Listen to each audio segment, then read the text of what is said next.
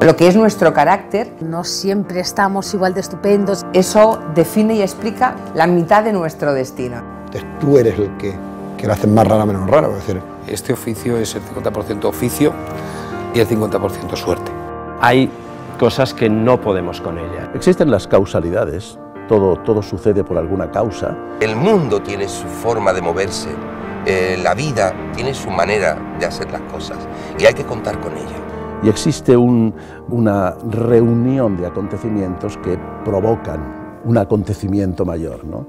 El sentimiento de culpa no prescribe y el remordimiento tampoco, es eterno. En definitiva, hay que hacer buenas acciones, hay que ser bueno. Creo que es una experiencia increíble. Sidney Brenner, que me dijo, mira, los que más me han enseñado son los que no sabían nada de lo que yo sabía. Que todo el mundo puede estar arriba y puede estar abajo y que además en el fondo no somos nadie.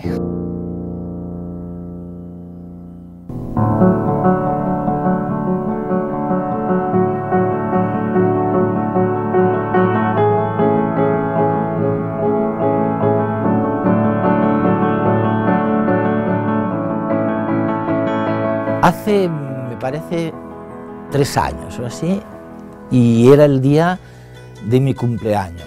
La ciudad en donde estaba era Puebla. Está en México, y cerca hay unas montañas con unos pueblecitos muy pequeños, y allá hay unos inditos y unos mestizos y una gente maravillosa, que algunos de ellos querían saber de música y aprender a tocar el violín, sobre todo 2 niños que conocí por casualidad, que estaban empeñados en realmente aprender a tocar el violín, ¿no? Y dio la casualidad, porque es una casualidad y es la única vez que me he encontrado en mi vida con eso, en que un músico fantástico, que se ganaba muy bien la vida en Suiza, nada menos que en Suiza, era mexicano, de pura cepa, le dio por dejarlo todo, la fortuna y su trabajo, y regresar a Puebla, para estar cerca de los pueblecitos que él conocía muy bien, en donde podría enseñar a tocar el violín a unos niños. Era evidente que lo que a él le movía era la emoción. Y me dijo, ¿conoces a alguien que me pueda ayudar en este empeño loco de formar algo? Y digo, hombre, pues no sé, digo, mira, yo tengo el equipo de redes de Televisión Española, lo que podemos hacer es que si tú das un concierto de los 3 o 4 que formáis ahora el equipo, lo grabamos y a lo mejor yo lo puedo pasar en redes, ¿no? Y dice, ¿y conoces a alguien más? Digo, pues hombre, conozco al que es presidente de la Filarmónica de Boston, de Estados Unidos, que es otro loco como tú, enamorado de la música, y a lo mejor es capaz de mover montañas por conseguir algo en este campo de la música. Bueno, total, se habló con Benjamin Zender se llama, y al día siguiente estaban en Puebla. Y bueno, ya me olvidé de ellos. Y 2 años después regresé a Puebla para dar una conferencia que me habían pedido. Me encontré otra vez al músico allí y me dijo, para esta noche a las 8, por favor, te ruego que vengas conmigo, que no tomes ningún compromiso. Y digo, bueno, hombre, claro que no. Y por la noche, a las 8, me fui y era un concierto. Y era un concierto de más de 200 violinistas, tocando de maravilla en una orquesta, porque ya eran una orquesta, aquello que había empezado con 4 mocosos, que se llamaba La Esperanza Azteca. Sabemos que no hay innovación sin estas interrelaciones entre personas que vienen de universos distintos. Uno de los grandes descubrimientos de la neurología moderna es que la intuición, el sentimiento, la emoción, tiene por lo menos la misma calidad que el razonamiento. El inconsciente sabe tanto como el consciente. Y la dificultad del consciente, de aquella parte no intuitiva, es que solo lo utilizamos cuando disponemos de toda la información. Y eso es muy raro, que tengamos toda la información de un problema determinado.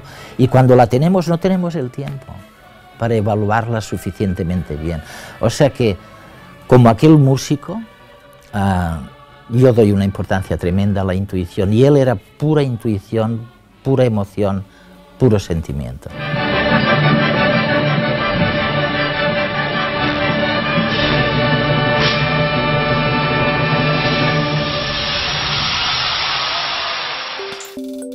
El poder de las pequeñas cosas no está en su fuerza, sino en su astucia. Esto es lo que a menudo las hace inverosímiles. A Jason McCallan le salvó el cuello una aceituna. Cuando era director general de American Airlines en 1986, presentó unas balanzas anuales con pérdidas de hasta $200.000. La espada de Damocles bailaba sobre su cabeza y le daba un año de margen para enderezar la situación. Una reunión de emergencia acabó con una propuesta simple. John Clifford, un joven economista, sugirió eliminar una aceituna de cada ensalada servida en business class. A pesar de las dudas que la propuesta sugería, se adoptó la medida. Los balances de 1987, después de muchos años, fueron positivos. La medida de Clifford había reducido los gastos en $40.000. Tendemos a soñar con príncipes encantados que nos cambiarán la vida, pero rechazamos ver la rana que la gente lleva en su interior, aquel momento angustioso previo al estallido de una buena idea.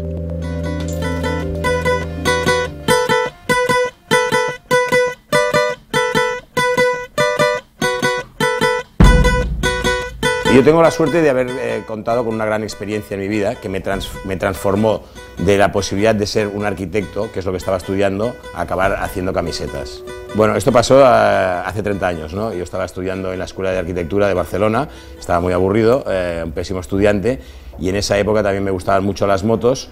Estaba tan aburrido que tuvimos la idea de enviarles unas cartas a los fabricantes de motos para ver si nos patrocinaban un viaje alrededor del mundo. Tuvimos la suerte de que uno de ellos nos patrocinó y bueno, estuvimos viajando más de un año por todo el continente americano, toda África, Europa y parte del Medio Oriente. Bueno, éramos tres amigos de Barcelona, mi amigo Pepe, mi amigo Joaquín, que luego fue relevado por Javier. Y bueno, esto empezó en el año 80, un viaje en Nueva York. Desde Nueva York nos fuimos hasta Alaska y desde Alaska hasta Tierra de Fuego.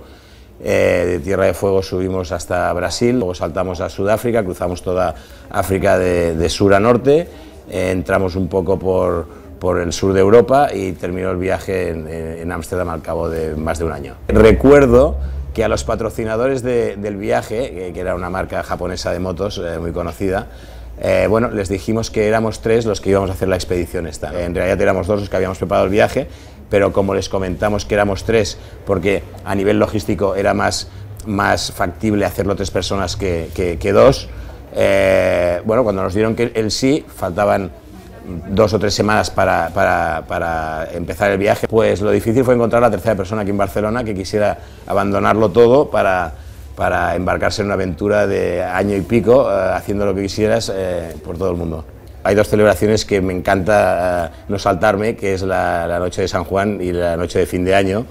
Recuerdo que en esos momentos, a finales del año 80, estábamos viajando por Patagonia, me parece que estábamos subiendo desde Tierra de Fuego en moto y bueno, con Pepe decidimos que teníamos que tener las uvas preparadas para podérnoslas comer y celebrar el fin de año.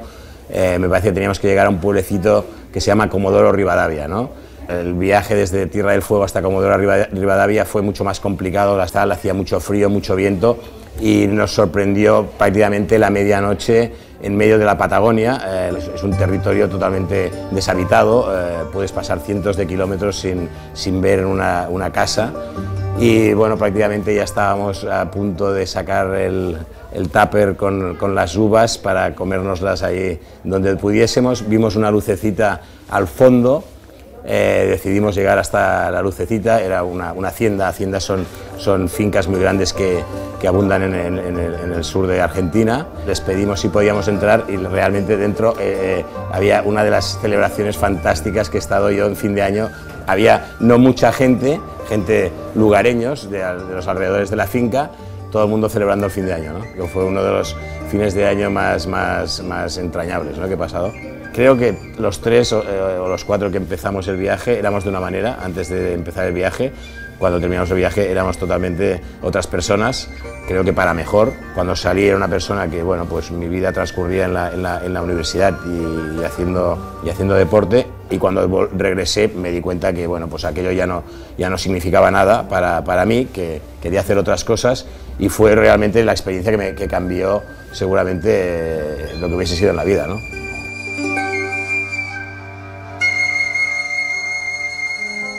Hay sueños que nacen de una fuerza de voluntad insobornable, en una muestra de amor capaz de hacerlos reales y ganarse un pedazo de cielo. Rick y Dick Hoyt, padre e hijo de Massachusetts, protagonizan el tándem más sorprendente del mundo del deporte. La singularidad de este tándem es que Rick, de 65 años, carga con su hijo que sufre una parálisis cerebral. Han participado conjuntamente en 6 Ironmans, una prueba consistente en nadar 4 kilómetros, correr 180 kilómetros en bicicleta y 42 más a pie. Utiliza una barca para arrastrar a su hijo, una silla de ruedas y una silla adaptada a la bicicleta. Han sido descalificados en todas las participaciones por la prohibición de cargar con un participante más de 10 kilómetros. Pero este pequeño detalle no ha conseguido pararlos. Ante las adversidades y las propias carencias, las fuerzas nacen de lo más profundo del amor que un padre puede sentir por su hijo.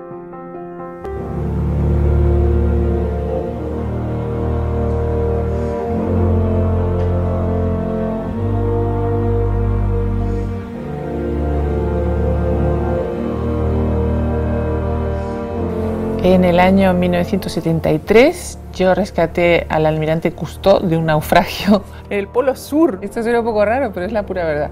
Nosotros estábamos haciendo un crucero por el Polo Sur. Pasaron cosas bastante curiosas. Por ejemplo, nos bañamos en un volcán en el que el agua estaba como a 40 grados. Y cuando ya estábamos volviendo, de repente nos dicen, hay un SOS y tenemos que ir a rescatar un barco. Entonces tendremos que salirnos de nuestro rumbo.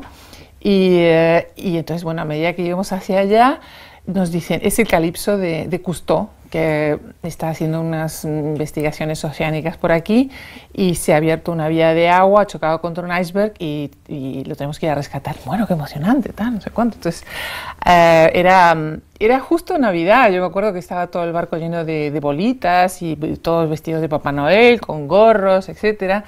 Entonces íbamos navegando hacia allá y de repente vemos el barco de Cousteau, que nosotros ya estábamos curtidos en salvamentos porque habíamos tenido un pequeño naufragio también dentro de los pasajeros del barco. Un iceberg rajó una Zodiac de arriba abajo y se nos fueron como 6 o 7 viejos todos al agua.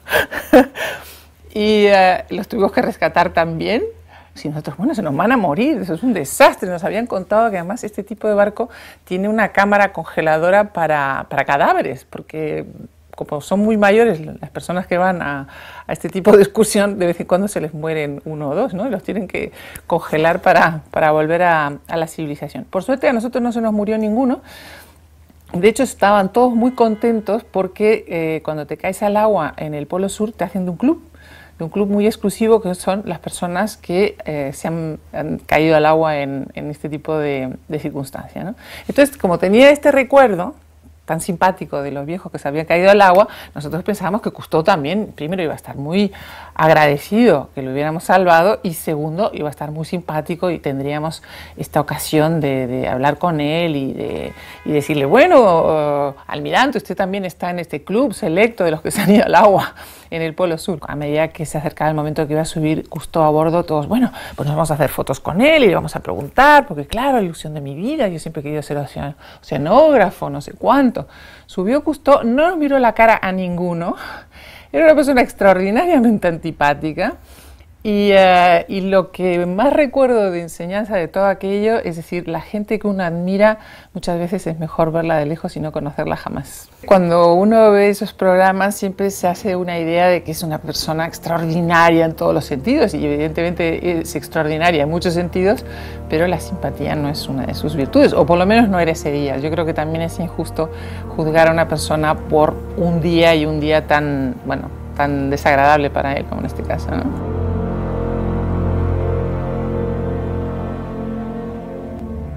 Hay veces en que cuando todo parece perdido, cuando la oscuridad nos rodea y solo sentimos la estridencia del silencio, encontramos una voz que nos libera de la tragedia inevitable. El 14 de abril de 1912, el Titanic se hundió en el Atlántico Norte. Centenares de personas flotaban a la deriva con barcas o con cualquier cosa que flotara. Estaban cansados y deshechos por el desastre. Entre ellos estaba Rigel, un enorme terranova negro, propiedad de un oficial de barco que ladraba desesperadamente buscando a su amo. Poco después, un barco llamado Carpathia, que había sido informado del desastre, apareció a la búsqueda de supervivientes. La falta de luz y los medios precarios habrían hecho que el barco pasara de largo, pero Rigel ladró con todas sus fuerzas y consiguió avisar a los rescatadores. Se lanzó al agua y guió al Carpathia hasta allí donde estaban los supervivientes. Una vez en el barco, el perro se quedó en la cubierta ladrando para poder localizar a su amo, pero ya era demasiado tarde. Había muerto ahogado. Tanto da la forma que tenga la esperanza. Lo importante es saber que en algún sitio siempre hay alguien dispuesto a alargarnos la mano sin pedir nada más a cambio que nuestra compañía.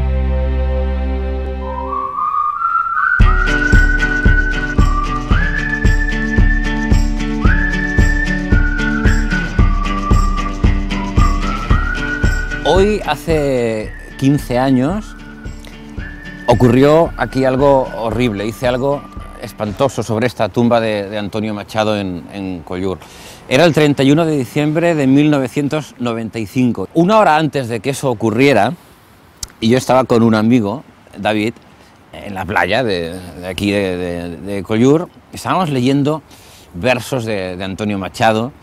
Los dos éramos y somos admiradores del poeta hasta la locura. Álamos del amor que ayer tuvisteis de ruiseñores vuestras ramas llenas, álamos que seréis mañana liras del viento perfumado en primavera, álamos del amor cerca del agua que corre y pasa y sueña, álamos de las márgenes del Duero, conmigo vais, mi corazón os lleva. Y dijimos, oye, ¿por qué no hacemos algo como homenaje a Antonio Machado?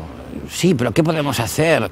No lo sabemos, pero el alcohol a veces da ideas. Y este amigo y yo nos fuimos a la única discoteca que había en aquel momento aquí en Collur, que se llamaba La Boat. Y teníamos muy poco dinero, y con el poco dinero que teníamos todo lo invertimos en ron con Coca-Cola. Y lo que suele ocurrir cuando se ingiere alcohol, que nos emborrachamos muchísimo. Y dijimos, pues oye, ¿por qué no vamos a la tumba de Antonio Machado, a esta tumba en este cementerio? Y le contamos a Antonio Machado todos nuestros problemas. Mira, Antonio, nos pasa esto, nos ha dejado la novia. Aprovechábamos para leer poemas suyos. Bueno, era como una mezcla entre delirio, poesía y gamberrismo. Y en ese momento decidimos hacer algo, como decía al principio, horrendo. Aquí, detrás, justo aquí al frente de la tumba, había una fotografía de Antonio Machado, muy bonita, de porcelana, y yo dije, oye, ¿por qué no nos llevamos esta fotografía? Bueno, no, ¿cómo vamos a llevarnos la foto? Es una locura. Cogí la foto de la tumba de Antonio Machado y me fui corriendo como un demonio. Curiosamente, nadie reclamó la fotografía, cayó en el olvido. En el fondo lo que pretendía era llevarme el talento de Machado. O sea, lo que yo quería era, de alguna manera, arrancar el talento de la tumba y ponérmelo en la cabeza y hacer yo versos geniales. Después de todo aquello, claro, yo he venido muchas veces a Collur y he visto esta tumba sin la fotografía y miraba las caras de grupos de estudiantes que suelen venir con frecuencia a ver la tumba. Yo les miraba a ellos y les decía, joder, si supierais que estáis a 1 metro de un tío que profanó la tumba. Creo que es momento de hacer algo que me va a ir muy bien a nivel personal. Por tanto, voy a hacer algo que es devolver la fotografía que robé. La voy a colocar en el punto exacto donde estaba 15 años después. Procedo a la devolución. Home, let me come home. Home is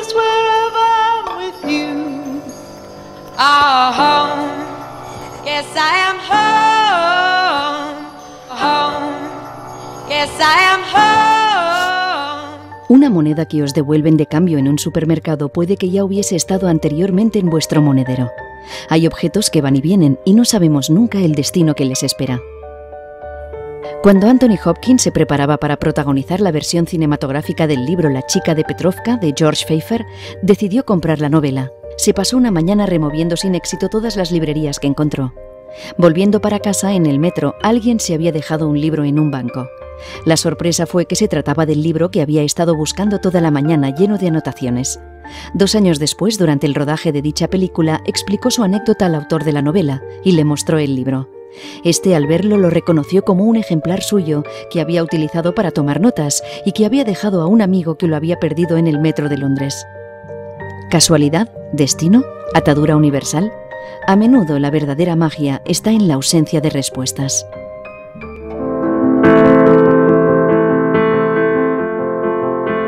Sara, que no se olía nada, yo recuerdo esa mirada de asesinarme diciendo, ¿esta me la vas a pagar?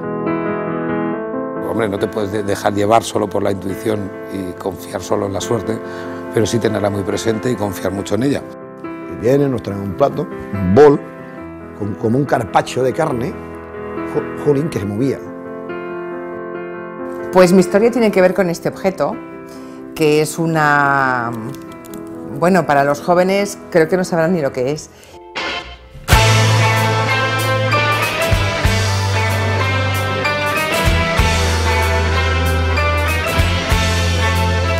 Pues la anécdota que les voy a contar, yo creo que sucedió hace unos 20 años, más o menos. Estaba yo trabajando entonces en Canal Nou y hacíamos un talk show de estos que se hacían entonces, muy largos, de muchas horas, viernes por la noche. En uno de los programas que hicimos venía de invitado Imanol Arias. Buenas noches, bienvenido. Imanol Arias hace 20 años era muy guapo, muy guapo. En el equipo éramos, yo creo que el 100% mujeres, o si no el 99%, empezando por mí, que era la directora, pues las redactoras, la productora, documentalista, todo éramos mujeres. La presencia de Imanol Arias fue ampliamente comentada. Pero nos enteramos, por casualidades, por aquellas cosas de los pasillos, que es como siempre te enteras en televisión de las cosas, que la productora y una de las redactoras habían quedado con Imanol por la noche en un sitio de copas, en Valencia. Total, que sin decirles nada nos presentamos el resto de mujeres en el pub para fastidiarle la cita a la productora. Yo recuerdo la escena era, nosotros sabíamos dónde habían quedado, a la hora que habían quedado. Entonces nos situamos en la otra parte de la calle, entonces estábamos esperando que llegaran. Les vimos entrar y cuando ya estaban ahí sentados, ya que ella se relamía, pues entramos por la puerta del pub como un auténtico torbellino de mujeres gritando ¡hola, hola! Y nada, entonces Sara, que no se olía nada, yo recuerdo esa mirada de asesinarme diciendo ¡esta me la vas a pagar! Y nada, muy divertido. El Imanol, claro, encantador como siempre, rodeado de mujeres más todavía, ¿no? Estábamos encantados, pero además donde íbamos nos invitaban a todo, estábamos felices. Y en uno de los sitios que estuvimos, a la documentalista les robaron la cartera. Y daba la casualidad que en ese momento Imanol Arias estaba haciendo de comisario de policía en una serie que se llamaba Brigada Central. La sorpresa fue cuando alguien del pub pensó que realmente Imanol Arias era el comisario Flores. Dice, pues si está aquí el comisario Flores, ¿qué hace que no hace nada? Y todo el pub ahí, que haga algo, el comisario. El comisario era por Imanol Arias, que claro que estaba en otra galaxia. Pensó que estaban hablando en broma, que se lo estaban diciendo en broma, hasta que ya se dio cuenta que aquella chica pues que estaba hablando en serio y que de verdad lo había tomado por un comisario. Y bueno, al principio te digo que le vaciló, le siguió un poco la broma, pero claro, cuando ya vimos que es que de verdad aquella mujer estaba convencida, pues ya lo arreglamos. Así que nada, se resolvió. Apareció la cartera y estuvimos celebrándolo hasta altas horas de la madrugada. Todos contentos, a excepción de la productora, que claro, que no se llevó el gato al agua.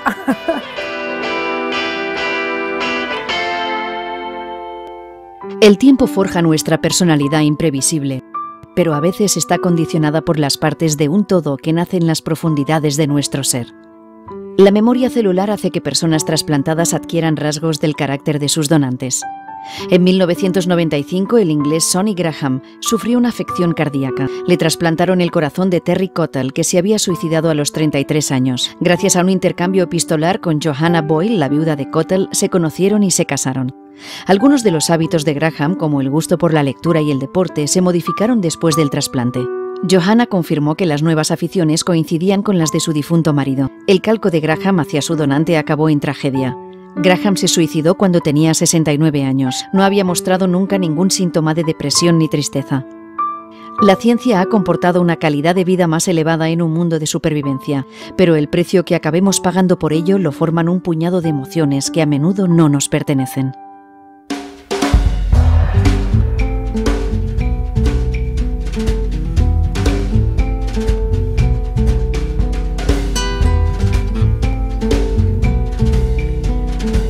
Yo, pues, eso, que inició mi carrera como director con un corto que se llama Robo en el Cine Capitol. Es un homenaje al cine de los años 40, al cine negro, al cine Hawks y de Curtis. Ese corto estuvo muy bendecido por la suerte. Para empezar, la suerte de contar con Carra Alejalde, con Ana Álvarez, con Jesús Bonilla, con Paco Maestre. En fin, realmente 4 actores impresionantes. El corto lo habíamos localizado en un pueblo de La Mancha y necesitaba 2 coches que son muy protagónicos en el corto, 2 coches de los años 40.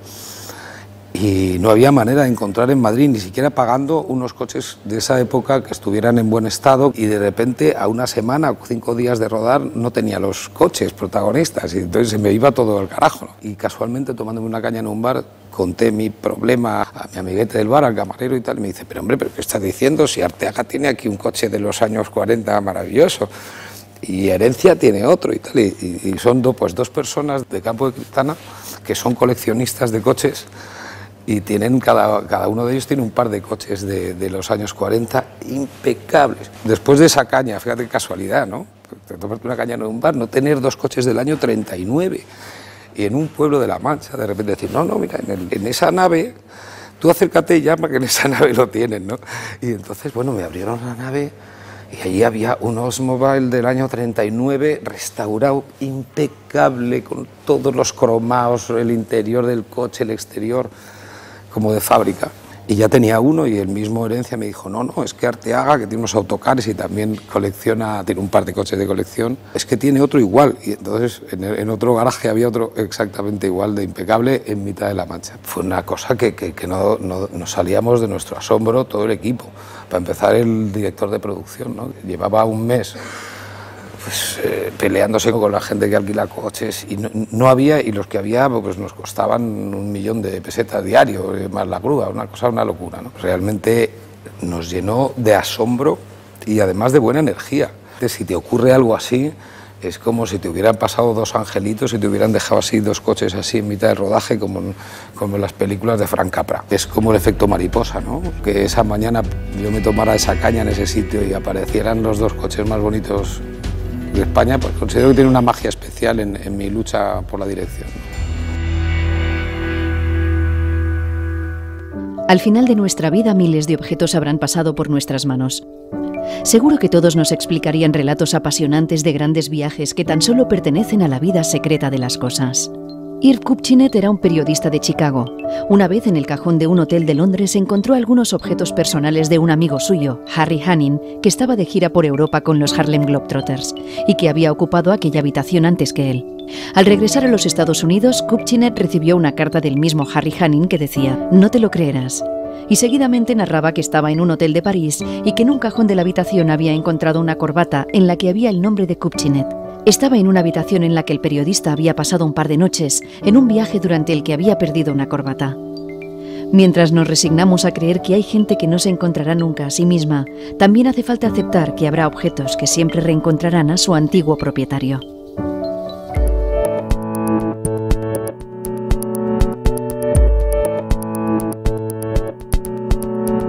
Año 2002, habíamos pasado el fin de año en Barcelona y por primera vez el equipo base del Bulli, el equipo creativo, nos íbamos a Japón. No habíamos estado nunca en Japón. Llegamos al aeropuerto y la verdad es que nos quedamos bastante sorprendidos de que nos conocieran tanto en Japón. La gente se volcaba con nosotros, nos llevaba a todos los sitios. Entonces nos dijeron, bueno, vamos a ir a Kioto, va a ser un día histórico.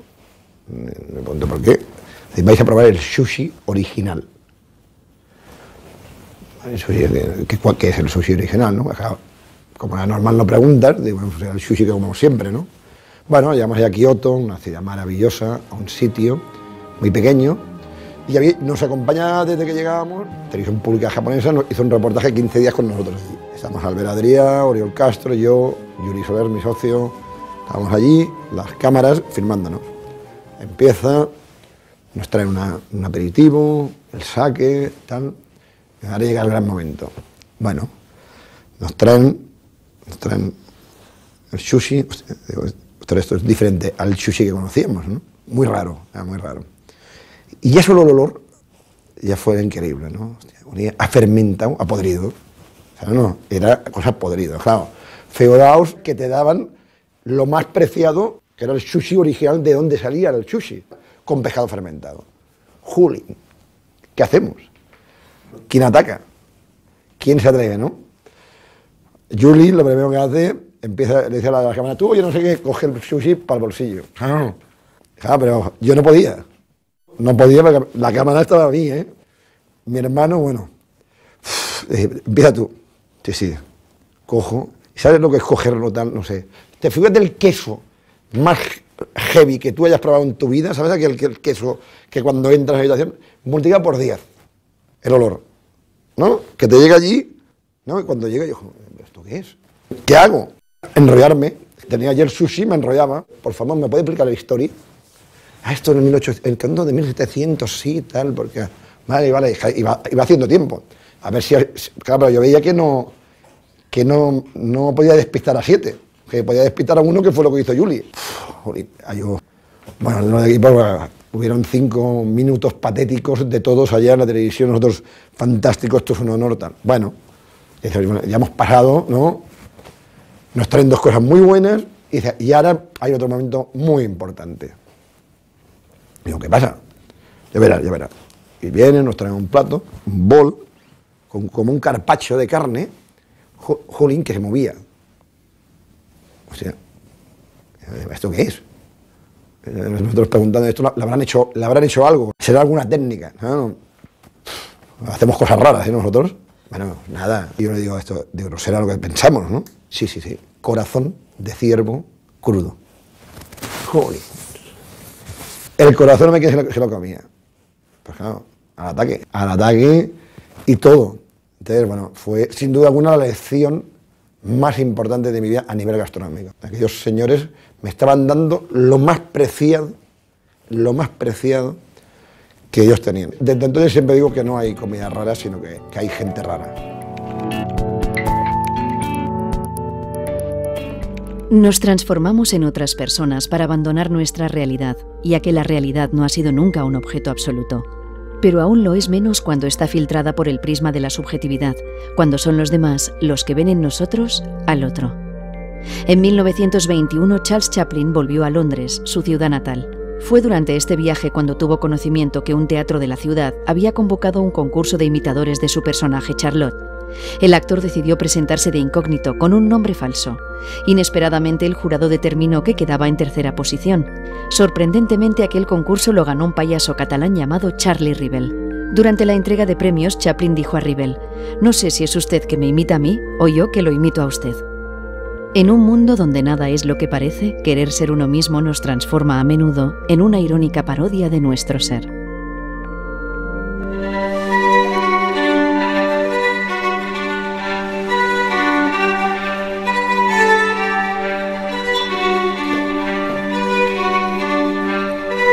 Pues mi historia tiene que ver con este objeto, que es una... Bueno, para los jóvenes creo que no sabrán ni lo que es. Es una cinta abierta de Revox, de un viejo aparato Revox, donde antes se grababan las voces, mucho antes de que existiera la cinta cassette. Esto lo encontró un primo de mi madre hace relativamente pocos años. Lo que contiene, sin embargo, yo lo conocía bastante bien porque la vigorosa memoria familiar me lo había explicado un montón de veces. Me cuentan mis padres que aún estaba en la cuna en Galicia, con un año o poco más, 13, 14 meses, que hablaba perfectamente, sujeto, verbo y predicado, que a veces cuando alguien entraba en casa se dirigían a la cuna a hacerle lo que se le hacía a los niños, y yo respondía con una frase con su sujeto, su verbo y su predicado, y entonces había incluso algún susto, ¡ay, la niña, qué mona, cómo habla! Yo llegué a Barcelona en el 62, solamente hablaba gallego, bueno, llegué, me escolarizaron, y bueno, llegó el día de Navidad, las monjas nos habían pedido a todas las niñas que fuéramos muy discretas, que mantuviéramos en secreto un poema de Navidad que habría que recitarle a la familia, y entonces, por lo visto, en un momento dado de los postres, yo llamé la atención y dije, tengo que hacer una cosa. Y entonces, bueno, cogí una silla, se hizo el silencio, estaban mis padres, unos primos de mi madre, que sé que tenía el magnetofón, entonces me subí a la silla y recité un poema de Navidad.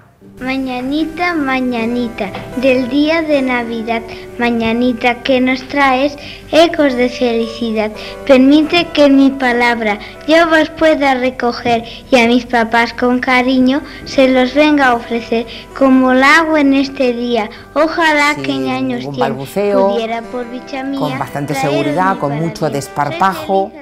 Evidentemente hubo primero lloros de mi madre, que se emocionó muchísimo de verme recitar, y después alguien dijo, esta niña se dedicará a la radio. Yo no recordaba esta historia, pero hace relativamente pocos años el primo de mi madre encontró el viejo magnetofón y allí había unas cuantas cintas, entre ellas esta, y por fin pude escuchar el poema de Navidad que dije cuando tenía 3 años. Yo creo que los seres humanos tenemos 2 tipos de recuerdos de nuestra infancia. Los que recordamos por nosotros mismos y al revés, recordamos cosas que éramos demasiado pequeños para tener presente, pero que a base de oírlas repetir una y otra vez, las hacemos nuestras y casi creemos recordarlas de verdad. Cuando encontramos la cinta y me pude escuchar, pues no me sorprendió porque era exactamente lo que me habían contado montones de veces. Supongo que me quedé sorprendida primero de las lágrimas de mi madre y después de los besos de todos, porque para mí esto era lo más normal. Decía Shakespeare una frase en la que estoy completamente de acuerdo, que sirve yo creo que para cualquier persona, y es que el carácter es la mitad de nuestro destino, la mitad, no el 100%, de modo que es posible que en esa pasión por la comunicación, por la conversación, por la palabra, es posible que ahí se fraguase una parte de mi destino que ha acabado en la comunicación. El mundo gira mientras azota la vida de los que lo habitan. El movimiento más pequeño puede cambiar el destino de todos ellos. El año 1886, un campesino escocés salvó la vida a un niño que se ahogaba en un pantano. El padre del niño, un aristócrata influyente, le ofreció una recompensa. El campesino aceptó la oferta de que el aristócrata costeara la educación de su hijo. Aquella particular subvención convirtió al pequeño en un médico mundialmente reconocido. Años más tarde, el hijo del aristócrata inglés tuvo una fuerte pulmonía que estuvo a punto de acabar con su vida. Le salvó la penicilina. El nombre del niño que había recibido la ayuda económica para sus estudios era Alexander Fleming, y el del hombre salvado por la penicilina y por el campesino escocés, Winston Churchill. De esta manera, cuando el destino vuelve a dibujar el camino de un individuo para cambiarle la vida, una telaraña se despliega y atrapa a toda la humanidad.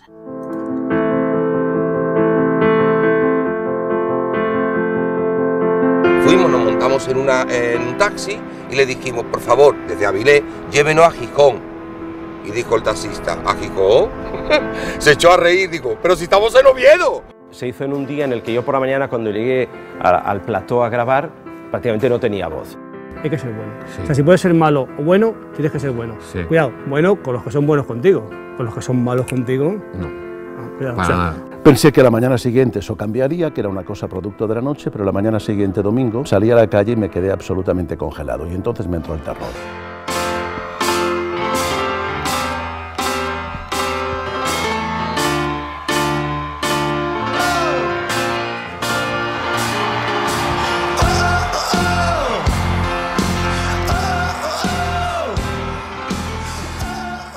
Estando en uno de mis finales de temporada, habíamos hecho muchísimas galas y mi manager fue benevolente y a mis dos primeros bailarines y a mí, junto con él, nos llevó en avión hasta Avilés. Se suponía hasta Avilés, porque íbamos a trabajar en Gijón, en Asturias, en el Teatro Jovellanos, para terminar la temporada. Con lo cual fuimos a Barajas los cuatro, llegamos allá, cogimos nuestro billete, entramos en el vuelo. La chica, al verme, seguramente se puso un poco nerviosa, no atendió, nos cortó los billetes. Llegamos a primera clase, que además nos puso en primera clase, algo inusual, porque la acompañante era con los músicos y todos mis gitanos iban en el camión, y nos sentamos en los 4 asientos de primera clase, con lo cual estaban vacíos, algo también inusual. Total, que cuando llegamos a aterrizar, sacamos nuestras cosas, nuestros bártulos, fuimos, nos montamos en un taxi y le dijimos, por favor, desde Avilés, llévenos a Gijón. Y dijo el taxista, ¿a Gijón? Se echó a reír, dijo, pero si estamos en Oviedo, si estamos en Vigo. Dijimos, ¿cómo? ¿En Vigo? Estamos a 470 kilómetros. Miramos todos al aeropuerto y vimos, efectivamente, el aeropuerto de Vigo. Entonces mi manager tuvo que hablar, primero le dije, coge un helicóptero, porque estaba todo el Jovellano lleno. Pero luego se fue para un taxista y le dijo, ¿cuánto me cobraría en llevarme desde, imaginaros, desde Vigo, desde la Galicia, hasta Asturias, hasta Gijón? Teníamos que llegar. Fue además un día de lluvia, es una carretera donde hay muchos accidentes, con lo cual llegamos como 1 hora y media tarde, todo el público estaba esperándonos, y cuando llegamos los cuatro, nos dieron una ovación. Hicimos la función de torero. Pero lo que yo digo, tanta seguridad como hay en los aeropuertos, con los terroristas, ¿cómo pudieron pasarse? La azafata que nos cortó el billete, que los asientos fueran libres. O sea, fue demasiadas coincidencias para, en vez de aterrizar en Avilés, para que lo sepa el público, aterrizamos con mucho salero en Vigo. Así que imaginaros el sorpresón que nos pegamos, mi manager, mis dos primeros bailarines y yo. O sea, le salió a mi manager el tiro por la culata. Era preferible habernos ido con el camión y con los gitanos todos juntos, de trupe. Pero mira, lo más bonito de todo fue que al llegar al Jovellano vimos la gente, unos habían salido fuera, otros estaban esperando dentro del teatro. El aplauso que nos dio el público después de 1 hora y media de espera, sabiendo lo que nos había ocurrido, claro, eso me lo quedo yo. El aplauso, desde que íbamos por la calle a entrar por la parte de atrás del teatro, el público nos iba aplaudiendo. El cariño que me tuvo el público y que me sigue teniendo el público, eso es lo que me hizo pasar de todo el drama, de todo el mal humor y bailarles como ellos se merecían, por favor. Por eso el Teatro Jovellano lo tengo en un racó del meu cor, en un rincón de mi corazón. Mira qué bonito suena, chicos, en catalán, en un racó del meu cor. Claro, entonces que todas esas casualidades de la vida te pueden llevar al peor error y a que te toque la lotería. Por mucho que queramos ser sensatos, controlados, siempre hay que dejar un margen a la sorpresa. Si la vida no tuviera esa sorpresa, dejaría de tener el encanto que tiene el vivir. Tenemos que abrir el corazón y la mente para poder recibir la sorpresa.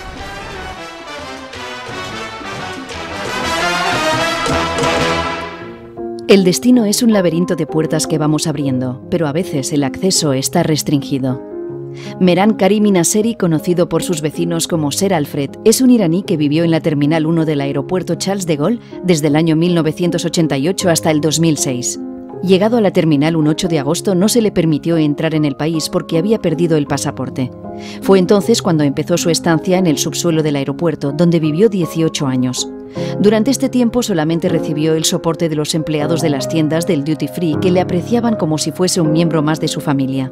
Esta situación surrealista, que dio lugar a un film dirigido por Steven Spielberg, acabó en 2006, cuando una enfermedad obligó al personal del aeropuerto a trasladarlo a un hospital. Una nacionalidad, una frontera, un nombre. Todo lo que nos parece que somos en esta vida se difumina desde el momento en que un documento nos la puede secuestrar.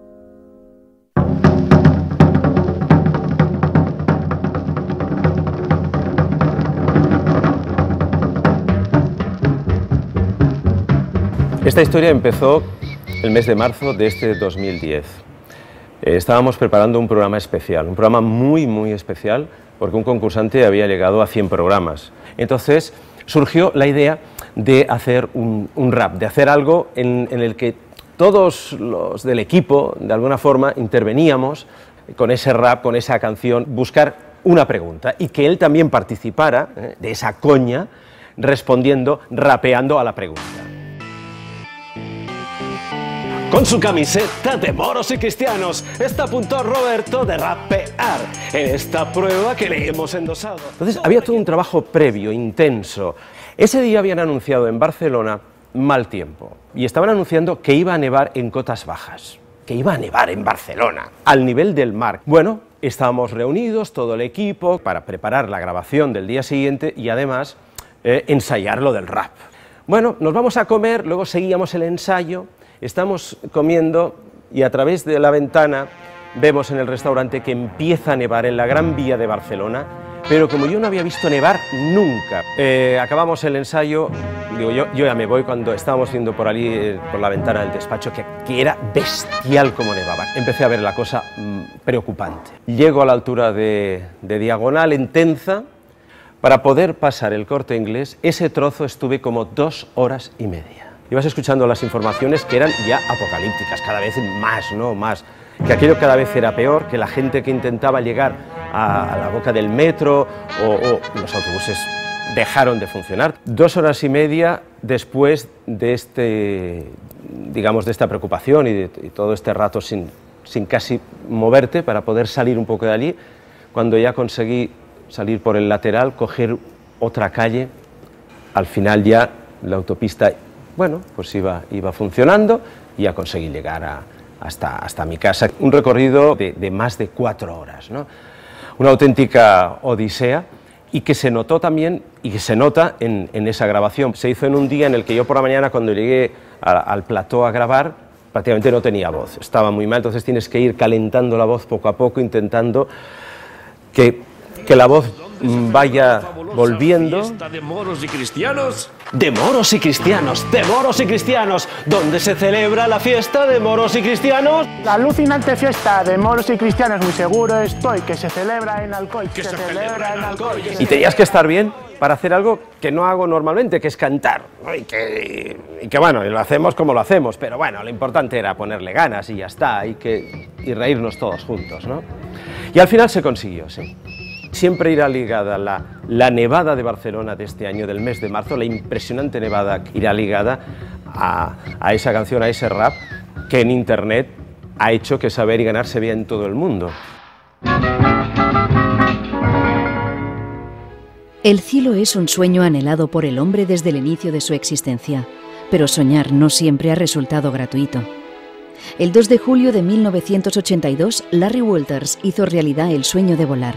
La aventura empezaba con 45 globos meteorológicos hinchados con helio, atados a una silla de jardín con una escopeta de balines para poder reventar los globos cuando quisiera iniciar el descenso, y convencido que su vuelo no iría más allá de los 30 metros de altura.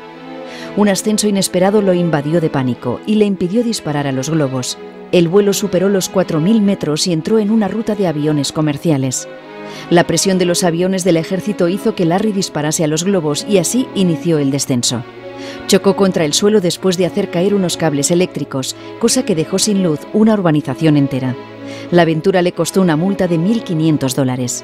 Aunque lo pueda parecer, el círculo de la vida no es literatura barata. Y hombres como Larry Walters aún hacen posible una cierta poética cotidiana, entestados en hacer realidad sus sueños imposibles.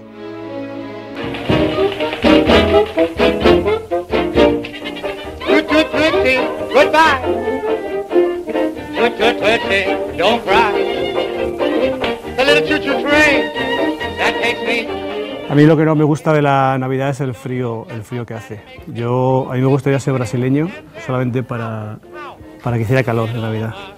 Sería que es algo. A mí me han pasado muchas cosas en Navidades. Me han pasado muchas cosas. Me han pasado cosas muy poéticas, muy místicas, muy bonitas. Nos pasan tantas cosas, ¿verdad, en Navidad? Yo quería que contáramos una cosa que nos pasó juntos, una cosa muy emocionante en Navidad. Fue hace mucho tiempo que estábamos empezando en el mundo del humor, vamos, era los 80, era la época de la movida. Oh. Y recuerdo que vinimos a Madrid, vinimos los dos, con nuestro pueblo, con una maleta pequeña, no teníamos abrigo, era 23 de diciembre, era justo la víspera de Nochebuena, ¿no? Y nosotros, pues claro, veníamos con nuestras ilusiones del pueblo, ¿no? Pensábamos que Madrid pues, nos iba a coger enseguida y llegamos por la tarde, mucho frío, nevando, no teníamos abrigo. ¿Vas a poder terminar? Bueno, voy a intentarlo. Y entonces íbamos de bar en bar buscando trabajo. Oye, ¿qué hacéis pop? No, somos humoristas. ¿Qué humoristas? Si hicierais pop de la movida. Y entonces fuimos de un bar a otro y por fin llegamos a uno que existe todavía, el Café del Foro. ¿Te acuerdas del Café del Foro? El Café del Foro, que no era ni muy grande ni muy pequeño. Llegamos allí al sitio al Café del Foro, y estaba Javier y Nina, eran los que regentaban el local, ¿te acuerdas? Javier y Nina, hombre y mujer. Y le pedimos trabajo, Javier, don Javier, somos humoristas y tal, y queremos trabajar en tu local. Dice, bueno, aquí yo puedo dar trabajo, pero tenéis que traer mucha gente, que venga mucha gente aquí al local, porque si no nos pago, y entonces... Pero venimos de fuera, no tenemos nada, tenéis que traer gente. Y entonces fuimos por las calles, un poco gritando que el espectáculo, esta noche en el Café del Foro, a las 10:30, no se lo pierdan, el gran espectáculo de quién, y éramos unos desconocidos. Y íbamos nada, no teníamos nada, queríamos tomar un café y nada, y vimos en una esquina un señor allí agachado, triste y tal, muchacho, ¿te acuerdas lo dijo muchacho? Muchacho no decía. Muchacho. ¿Cómo sería el anciano? ¿Qué me diría? Unos 70 y tanto, ¿no? Sí, más o menos. Sí. Para ser anciano estaba... Sí, porque estaba sentado. Pero cuando se levantó, digo, pues este tío mide unos 70 y tanto, a lo tonto. Sí, sí. Bueno. Y cogimos, yo me rebusqué en los bolsillos, lo que tenía se lo di, digo, tenga usted. Y entonces nos miró así y dijo, tendréis éxito. Bueno, volvimos al Café del Foro, donde actuábamos allí esa noche, y llegamos y cuando salimos no había nadie. Y cuando llegamos, ¿qué podía haber en el Café del Foro? ¿Cuánta gente podía haber? 1.500 personas. 1.500 personas, un local que era, ¿qué cabría allí? 100 y pico. 100 y pico, mal contada. Y había 1.000 y pico. Y decía el dueño, Javier, no podéis actuar aquí, que hay mucha gente. Entonces empezamos a decir a la gente, por favor, si nos queréis irse. Entonces se fue la gente, nos quedamos allí 160, y entonces en un rincón vimos a un señor que me diría unos 72, así, ¿no? Sí, con una luz, ¿verdad? ¿Una luz? Con una luz, así aquí, en roja, y resulta que era un reno. Mira, me estoy emocionando, porque era el viejecito que... Sí. El viejecito. Y nos hizo así con el dedo y se cogió una borrachera, cabrón. Pero bueno, y después, pues ya a partir de eso ya fue coser y cantar. Y yo creo que lo que hay que hacer es creer en uno mismo, aunque haga frío. Lo que tengas, tienes que compartirlo, sin esperar nada a cambio. A nosotros nos vino muy bien, porque este señor, el anciano, el que estaba el menesteroso, al que le dimos lo que teníamos, todo lo que teníamos, eso hizo que por lo que era un ángel, o la buena acción. Yo creo que, en definitiva, hay que hacer buenas acciones, hay que ser bueno. Moraleja, hay que ser bueno con los que son buenos contigo, y hay que ser regular, tampoco estamos en Navidad, regular con los que son malos contigo. Y escuchad, por favor, el mensaje del rey, porque se le ve tan solito. Cuando la imaginación se apodera de la vida, sobresale el peligro de difuminarnos en nuestra propia locura. El barón de Munchausen destacaba por la capacidad de mentir e inventarse historias. Cabalgadas sobre balas de cañón, viajes a la luna o bailes en el estómago de una ballena llenaban su fantástica narrativa. Clubs como el de los nietos de Munchausen se dedican a recopilar pruebas de la veracidad de sus historias. Su nombre incluso bautiza un síndrome que inventa enfermedades por la necesidad psicológica de ser atendido constantemente por un médico. El máximo exponente del síndrome de Munchausen es Luc Merodet, que pasó hasta 400 veces por el quirófano con 22 nombres distintos en más de 100 hospitales. A través de los sentidos vivimos las realidades y las mentiras que ni siquiera nuestros ojos saben separar.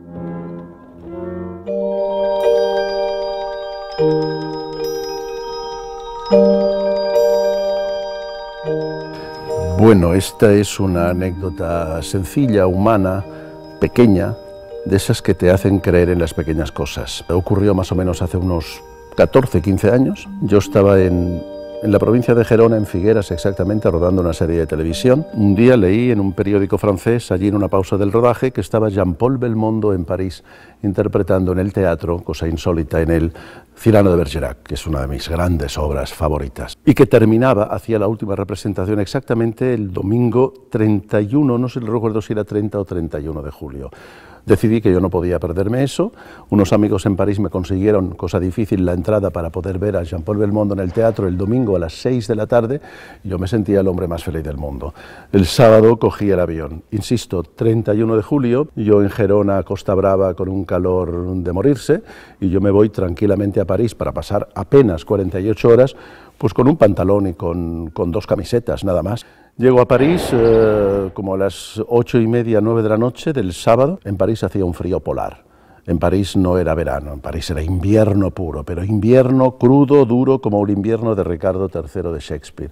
Pensé que la mañana siguiente eso cambiaría, que era una cosa producto de la noche, pero la mañana siguiente, domingo, salí a la calle y me quedé absolutamente congelado. Y entonces me entró el terror. Dije, ¿qué hago yo en París un día entero con este frío mortal y con una camiseta? Pregunté en el hotel, todas las tiendas estaban cerradas. De repente tuve la visión de otros viajes, de esos tenderetes que suele haber cerca del Louvre, en el carrusel del Louvre, donde se venden souvenirs y demás, y recordaba que entre los souvenirs, lógicamente, tenía que haber camisetas.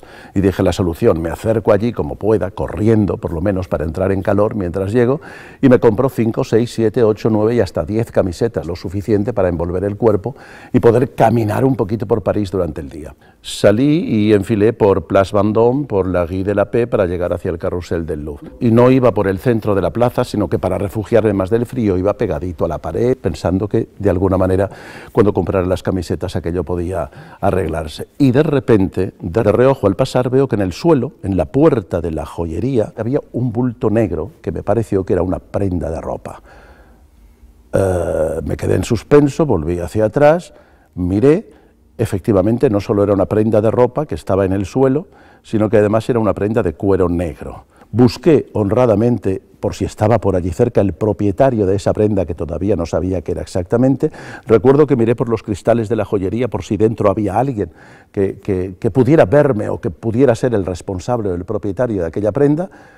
Estuve esperando 5 largos minutos a que apareciera alguien a recoger aquella prenda, y cuando estaba absolutamente seguro de que aquello estaba allí y no era de nadie, entendí que alguien la había depositado allí para mí, para curarme de ese frío espantoso que estaba pasando. La toqué con el pie, la moví un poquito, la levanté y con sorpresa comprobé que era una cazadora de cuero maravillosa, forrada de piel por dentro maravillosa, exactamente lo que yo estaba necesitando en aquel momento, en aquella hora, en aquel día de mi vida. Y con más sorpresa todavía, con un cierto miedo, me la puse y comprobé que era una talla XL, exactamente lo que yo necesitaba. Continué mi paso no ya hacia las tiendas de camisetas del Louvre, sino ya al centro de París, a disfrutar del Día de París, convencido de que me había reencontrado con el Ángel de la Guarda y que el Ángel de la Guarda existe. Vi a Jean-Paul Belmondo por la tarde, le sacaron a hombros del teatro, cosa que es la primera y única vez que yo he visto en un teatro, sacarle a hombros como a un torero. A la mañana siguiente tenía el vuelo a las 8 de la mañana, con lo cual yo salí de hotel más o menos a las 5:30 de la mañana con mi cazadora. Y eso es exactamente, cuando yo dije qué feliz estoy con mi cazadora, me di cuenta de que no tenía ningún derecho a llevarme esa cazadora. Que esa cazadora había aparecido allí en París solo para solucionarme ese pequeño momento de angustia, de frío, de desesperación que yo estaba viviendo, y que no tenía derecho a llevármela y que esa cazadora debía quedarse en París. Y estaba yo haciendo el check-out en la recepción del hotel, supongo que el que había detrás del mostrador debía ser el conserje de noche, pagué mi factura con mi tarjeta de crédito y de repente le dije, por favor, ¿me permite usted que le haga un regalo? El señor se quedó como muy extrañado. Dije, por favor, no le cuento nada, déjeme que no le explique nada, no pregunte nada, esto es para usted. Y encima del mostrador de recepción le dejé la cazadora y salí corriendo y me metí en el taxi que me esperaba para irme hacia el aeropuerto. No quiero justificar de manera racional esta pequeña anécdota que quedó grabadísima en mi memoria para siempre, sino que prefiero pensar que era el Ángel de la Guarda, me gusta mucho más. Quizá porque creyendo que era el Ángel de la Guarda, yo a mis 60 años sigo siendo aquel niño que creía en el Ángel de la Guarda cuando tenía simplemente 7, 8, 9 años.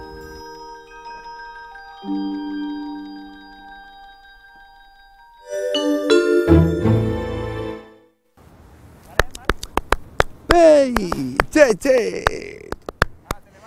Hasta luego, hasta luego, hasta luego, hasta luego, hasta el año próximo. Mira, cámara.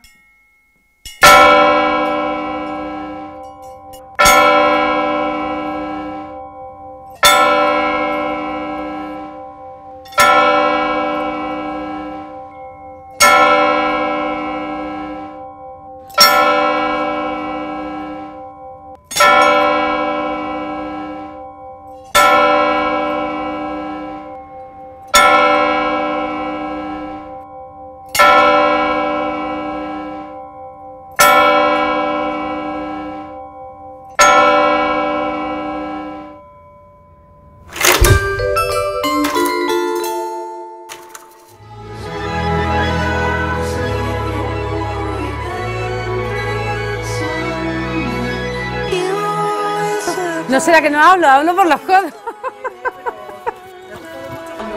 Tengo complejo de vaca, sí, ¿sabes? No. Más que las campanadas, ¿sabes? No. ¿Vale? ¿Grabas? Campanas de Belén, que los ángeles tocan y vuelven a nacer.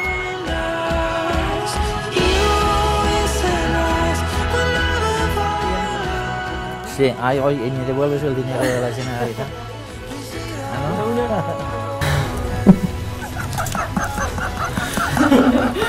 Bueno, este año con la crisis, el niño de Dios ha ido del portal de Belén, porque hacía mucho frío, ¿te das cuenta?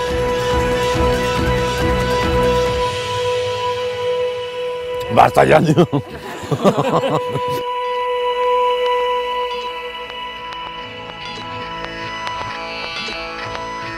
El 2011 no va a ser un año fácil, esto lo sabemos todos, pero sí me gustaría que lo poco o mucho que tengamos, según la suerte de cada uno, que sepamos disfrutarlo, que sepamos disfrutar de la gente que nos quiere, de la gente que está esperando que le queramos. Así que ojalá este año sea un buenísimo año en ese sentido para todos. Feliz año nuevo. A ver si conseguimos ser un poco más felices, un poco más tranquilos todos en este 2011. Lo que quiero dar desde lo más profundo de mi corazón es deciros que con el amor se puede solventar todas las cosas. El amor es lo mejor. Mucho amor para el 2011. Os quiero, campeones. Yo creo que la única manera de cambiar el mundo es que cada uno cambie su pequeño mundito, ¿no? Así que yo voy a hacer votos por eso y también prometo que voy a intentar cambiar el mío en lo que pueda. Me gustaría que todos vuestros deseos para el 2011 se cumplan, pero todos los deseos. Pero solamente que se cumplan los deseos para los espectadores de la 2. Para los espectadores de otras cadenas, no, que no se cumplan los deseos. O que se cumplan algunos deseos, pero no todos, que le quede alguna cosa ahí dentro que no la puedan cumplir. Y a vosotros, espectadores de la 2, que se os cumplan todos los deseos, siempre y cuando el cumplimiento de uno de esos deseos no me perjudicara a mí en algo. Un deseo para el 2011. Sugiero uno, que todos perdamos los 3 kilos que nos hemos puesto en Navidad. A mí me gustaría que de verdad el año que viene fuera el año en que en este país iniciamos de verdad el aprendizaje emocional, el aprendizaje social y emocional, porque solo con él podremos disminuir los índices de violencia en el futuro. Eso no lo dice Eduardo, lo dicen todos los organismos internacionales. El deseo es que tengamos trabajo, aquellos que no lo tienen, que tengamos salud, aquellos que no lo tienen, y sobre todo, que nos toquemos, que nos abracemos, que nos queramos mucho más unos a otros, que vivamos en comunidad. Feliz Año Nuevo. Salud, dinero y amor, aunque sea una frase muy tópica, yo creo que refleja, quien lo reflexionó fue un genio, ¿no? Yo creo que es lo que hace falta, ¿no? Salud, el amor y el dinero. Yo creo que más que dinero, lo que hace falta para el 2011 es que todo el mundo que no tiene trabajo encuentre trabajo. Yo creo que este es el gran reto de todos los españoles, ¿no? Ayudar a que la gente lo está pasando mal, ¿no? Pues que se pueda arreglar, ¿no? Feliz año. Lo mejor que se puede desear desde aquí es suerte, salud, amor y mucha paz en todos los sentidos. Deseo que el 2011 se convierta en un viaje transformador que nos haga a todos mejores como el que hice yo hace 30 años. A mí me gustaría que en el 2011 se acabara el apetito del mundo. O sea, que la gente comiera, pero por comer. A mí me gustaría que el 2012 fuera... A mí me gusta... Fíjate, a mí me gusta... Es que vamos por delante. A mí me gustaría que el 2011 fuera Capicúa. Bonito. But I would never kiss anyone who doesn't burn me like the sun. And I remember every kiss like my first kiss, like my first kiss.